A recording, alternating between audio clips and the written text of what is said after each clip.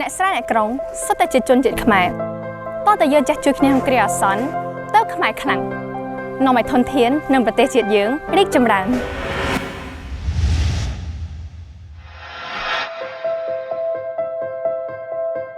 ចំពោះក្រុមប្រឹក្សាសិស្សខ្ញុំទី1ការដែលខ្ញុំរើសទីតាំងហ្នឹងគឺទៅតាមស្ថានភាពជាក់ស្ដែងនៃសាលាដោយសារសាលាអាត់ស៊ូហ្នឹងមានការខ្វះខាតច្រើនខ្លាំងមែនទែនដល់ពេលខ្ញុំដើរចូលមកឃើញថានៅតាមសាលារៀនឬក៏ដំបូលសាលាគឺមានការបាក់បែកហើយចំពោះខាងបន្ទប់ទឹកគាត់ក៏មានជាបន្ទប់ទូចមួយហើយអត់ស្អាតបាតទេការដែលមកថ្ងៃហ្នឹងពួកខ្ញុំមានកម្មវិធីរៀបចំច្រើនគឺធំជាងគេគឺមកបរិច្ចាគទៅលើសម្ភារៈបរិក្ខារជីវភាពប្រចាំថ្ងៃដែលសាលាត្រូវការសម្ភារៈសិក្សារបស់លោកគ្រូអ្នកគ្រូនិងសិស្សានុសិស្សដូចគ្នាម្យ៉ាងទៀតពួកខ្ញុំក៏បានចូលជាទឹកប្រាក់ក្នុងការកសាងអគារឡើងវិញនិងសម្ភារៈផ្សេងៗដែលសាលាអាចប្រើប្រាស់បានថាវិការដែលទទួលបានហ្នឹងគឺបានមកពីការរៃអង្គាសប្រាក់ពីសិស្សានុសិស្សនៅសាលារៀនអន្តរជាតិអាមេរិកពួកគាត់បានចូលរួមជួយបរិច្ចាគច្រើនខ្លាំងមែនទែនដែលលោតរហូតទៅដល់$800ជាងហើយកម្មវិធីទាំងអស់ដែលពួកខ្ញុំធ្វើតាំងពីការលក់រៃអង្គាសប្រាក់រហូតមកដល់កម្មវិធីជួបលៀងចុងក្រោយ Prom Night ហ្នឹងបានជួយទៅដល់សាលាអាត់ស៊ូដូចជាសម្ភារៈសិក្សាសាប៊ូសម្ភារៈបរិក្ខារផ្សេងៗដែលសាលាត្រូវការដក$550ឲ្យសាលាជាសាច់ប្រាក់ចំពោះខ្ញុំដែរតាំងពីចូលរួមធ្វើ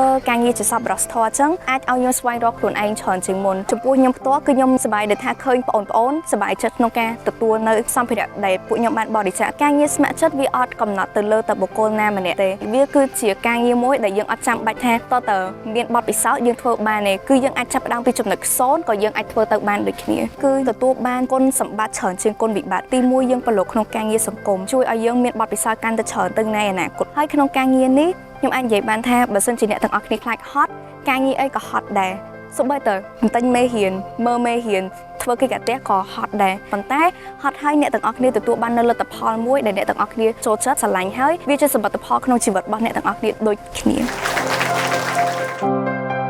យើងមិនមែនគ្រាន់តែជាសាលាជាស្ថាប័នអប់រំតែមួយមុខដែលយើងទទួលតែប្រាក់ចំណេញទេអ្វីដែលយើងអាចធ្វើបានត្រឡប់ទៅវិញទៅកាន់សង្គមរបស់យើងគឺបដិកូនយើងឲ្យកាន់តែអស្ចារ្យពីមួយពេលទៅមួយពេលពួកគាត់ម្នាក់ជាអតិពលល្អទៅមនុស្សជុំវិញគាត់10នាក់10នាក់ទៅ100នាក់100នាក់ទៅ1000 1000ទៅ10000 10000ទៅ100000ទៅ1លាននេះហើយជាក្តីសង្ឃឹមដែលយើងចង់បាននិងចង់ឃើញថាតើ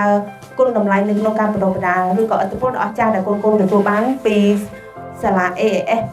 នៅមានឥទ្ធិពលល្អជាវិជ្ជមានជាផ្នែកការដ៏អស្ចារ្យទៅដល់សង្គមនៅក្នុងរូបភាពណាខ្លះអញ្ចឹងកូននៅទីនេះកូនក៏មានឱកាសដូចបងដូចគ្នាកំណត់គោលដៅកំណត់ផែនការហើយធ្វើសកម្មភាពកុំបោះបង់ដើម្បីយើងទៅដល់គោលដៅដែលយើងនឹងចង់ទៅហើយផ្សារភ្ជាប់ខ្លួនទៅសង្គមខាងក្រៅថាប្រទេសគេកំពុងអភិវឌ្ឍអីគេហើយអ្វីដែលយើងអាចរៀនបាននៅក្នុងការជំរុញភាពខ្លាំងរបស់ប្រទេសយើងជនជាតិយើងឲ្យកាន់តែអស្ចារ្យកុំឲ្យអ្នកជិតខាងគាត់វាយតម្លៃយើងនៅក្នុងរូបភាពមិនល្អអញ្ចឹងហើយការសាមគ្គីការចូលរួមជួយគ្នាការចែករំលែកគ្នានិងការរៀនពីអ្វីដែលយើងបានជួបគឺជារឿងដែលយើងមិនអាចបោះបង់ឬក៏បាក់ទឹកចិត្តអញ្ចឹងរឿងអីដែលកើតឡើងកូនរៀនពីរឿងដែលកើតឡើងហើយកូនច្នៃប្រឌិតវានោះកូននឹងជោគជ័យ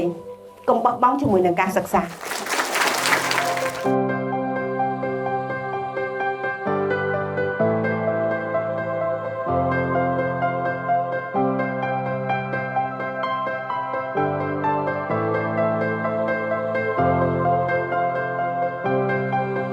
បងជួយខ្ញុំថ្ងៃនេះខ្ញុំនឹងខិតខំប្រឹងប្រែងបន្តទៅមុខ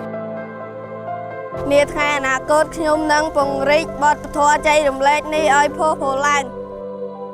អរគុណបងនៅ AIS អ្នកស្រែអ្នកក្រុងសុទ្ធតែជាជនជាតិខ្មែរ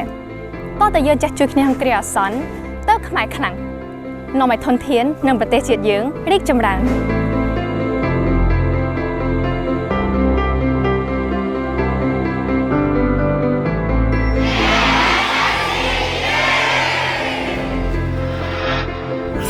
សាលារៀនអន្តរជាតិអាមេរិក AIS គុណភាពវិន័យនិងសេវាកម្ម